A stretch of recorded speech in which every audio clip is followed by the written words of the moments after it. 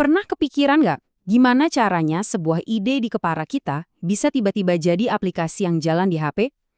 Nah, kali ini kita bakal bedah tuntas perjalanan ajaib itu, dari sekedar konsep sampai jadi kode yang beneran berfungsi.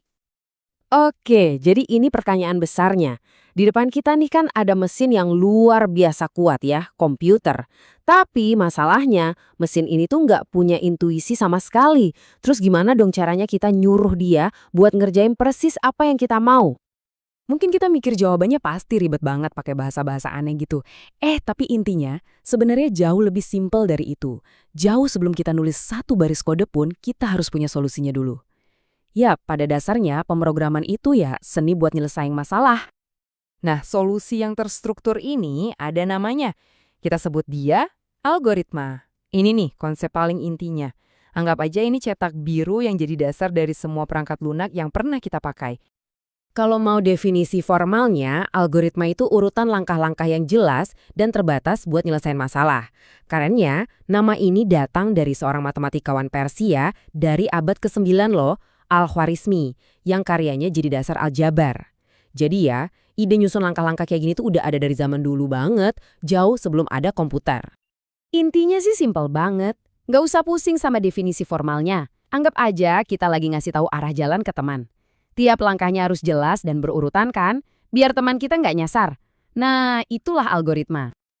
Nah, ini dia analogi favorit saya buat ngejelasin algoritma. Coba bayangin resep masakan. Ada daftar bahan, terus ada langkah-langkah buat bikin kue kan? Algoritma itu ya persis kayak gitu. Cuma, kuenya itu adalah solusi dari sebuah masalah. Dan dapurnya itu ya komputer.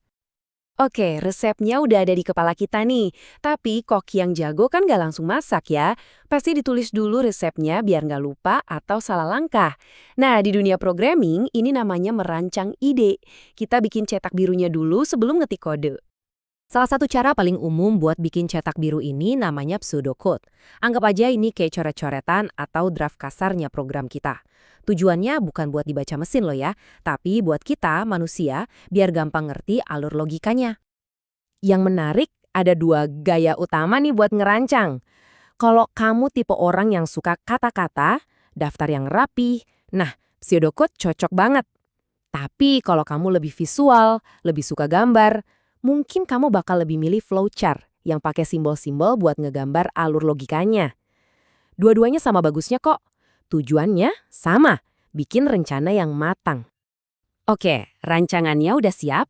Sekarang waktunya kita terjemahin resep ini ke bahasa yang dimengerti sama si juru masak, alias komputer. Nah, disinilah kita masuk ke dunia bahasa pemrograman. Ada banyak banget bahasa pemrograman di luar sana, ratusan malah, masing-masing punya kelebihan sendiri. Tapi, biar kita paham fondasinya, kita bakal lihat salah satu yang paling kuat dan fundamental, yaitu C++. Percaya nggak? Bahasa ini tuh mesinnya banyak game, browser, bahkan sistem operasi yang kita pakai sehari-hari. Terus kenapa C++? Pertama, performanya kencang banget. Buat aplikasi yang berat kayak game atau browser, C++ itu jagonya. Kedua, ini kayak bahasa ibu yang bagus banget buat belajar. Strukturnya itu fundamental. Kalau kamu udah bisa naklukin C++, belajar bahasa lain kayak Python atau Java, wah, bakal kerasa jauh lebih gampang. Tapi tunggu dulu, ada masalah kecil nih. Komputer itu sebenarnya nggak ngerti C++. Dia cuma ngerti bahasa mesin, yang isinya cuma angka 1 dan 0. Lah, terus gimana caranya kode C++ kita bisa jalan? Nah, disinilah muncul pahlawan tanpa tanda jasa. Namanya compiler. Anggap aja compiler ini penerjemah super cepat. Dia ngambil kode C++ yang kita tulis, terus dia ubah jadi bahasa mesin yang bisa dimengerti sama prosesor komputer. Jadi, prosesnya bisa kita sederhanain jadi 3 langkah. Pertama, kita tulis kodenya. Kedua, kita terjemahin pakai compiler. Ketiga, baru deh dieksekusi sama komputer. Simple kan? Inilah jembatan yang nyambungin dunia kita, dunia manusia, sama dunianya mesin. Baik, kita udah paham nih alur kerjanya dari ide sampai jadi program. Sekarang, yuk kita ngomongin dapurnya. Alat-alat apa aja sih yang kita butuhin buat mulai masak kode? Ya, sebenarnya nulis kode di notepad juga bisa sih. Sama kayak koki masak cuma pakai satu pisau sama panci. Bisa, tapi kan nggak efisien. Nah, makanya ada yang namanya IDE. Bayangin aja IDE ini kayak dapur modern yang super lengkap.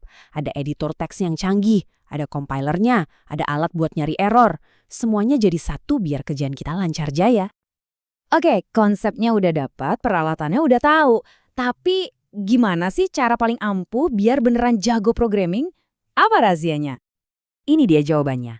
Nggak ada jalan pintas. Satu-satunya cara biar jago ya dengan praktek. Menulis banyak kode. Teori itu penting, tapi praktik itu segalanya. Kayak belajar main gitar, nggak bisa cuma baca buku kan? Harus dipetik senarnya lagi dan lagi dan lagi. Jadi kita balik lagi ke awal. Sebenarnya kita semua ini pemecah masalah loh. Tiap hari kita bikin resep buat macam-macam hal.